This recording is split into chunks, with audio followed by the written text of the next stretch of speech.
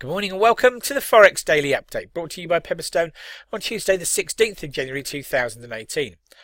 I'm Darren Sinden, and you can follow me throughout the day on Twitter by using @ds_Pepperstone. Right, let's take a look at overnight changes and price moves to be aware of. Now, of course, it was Martin Luther King Day in the US yesterday, so a quiet session as far as American markets were concerned. But some of the European currencies took advantage of that. The euro pushing on against the dollar to trade shortly before we went live, 122.61, gains of around 0.52% over the day. Sterling didn't want to be left out either. The pound trading 137.88 against the US dollar, making gains of 0.4%. But gains weren't just confined to Europe. Over the last 24 hours, the Australian dollar has pushed on too to trade 79.6350 against the dollar, up around 0.6% over the last 24 hours. The dollar itself fared perhaps slightly better than we might have anticipated. Dollar index closing at, or I should say starting today at 90.51, a change of 0.42% over the period. Right, what's on the calendar? Events that may move the markets today. A slightly more active calendar than we saw yesterday. First of all, we've had all industry activity index data for November out of Japan, and another significant beat on that indicator from the land of the rising sun. To come at 7 o'clock this morning, we'll have German wholesale price index data for December, and that will be accompanied by HICP, the Harmonised Index of Consumer Prices, the ECB's preferred measure of inflation across the Eurozone, and this data is again for December and out of Germany. We leap forward to 9:30 GMT and to the UK, where we'll find a raft of producer price index data for December, accompanied by similar data, but this time CPI data for the UK, so industrial and consumer inflation measures for December out of the UK, and of course those will feed directly into people's thoughts about UK inflation, UK interest rates and the future path of sterling.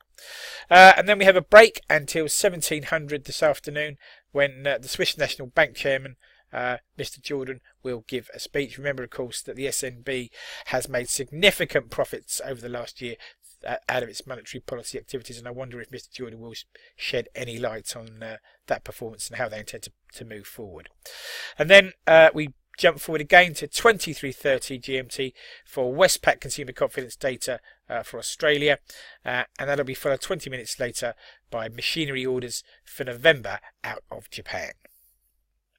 Right, breaking news and comment that's caught my eye overnight. And firstly, China's President Xi has told Donald Trump he is ready to join with the US in order to settle the nuclear issue on the Korean Peninsula, ahead of a gathering of negotiators who are convening for talks in Vancouver. Chinese equities in Hong Kong have rallied to levels not seen since 2015, another promising session for Asian equities overnight.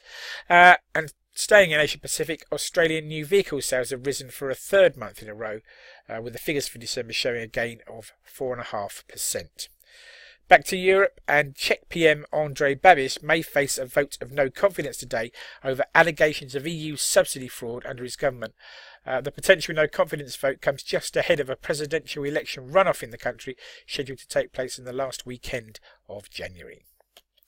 Right, food for thought then, something to take away with you into the trading day. Well, why not think about this? As we reach the midpoint of January, we are getting an idea about what excites the market in 2018. The CFTC positioning reports seem to bear that out, and that when I talk about what excites the market, I'm thinking here of the idea of premature tightening or earlier tightening from Japan and Europe. And as I say, the positions here tend to bear those themes out. Euro longs advancing to 145,000 versus 128k in last week's report, increasing by 17,000. Sterling longs and Japan shorts also advancing. So people backing majors against the dollar, it would seem, and of course the price action would tend to bear that out. Right, please take a moment to read this risk warning. Trading CFDs and foreign exchange on margin can be a risky business. If you're in any doubt about those risks, then please do contact your Pepperstone account representative.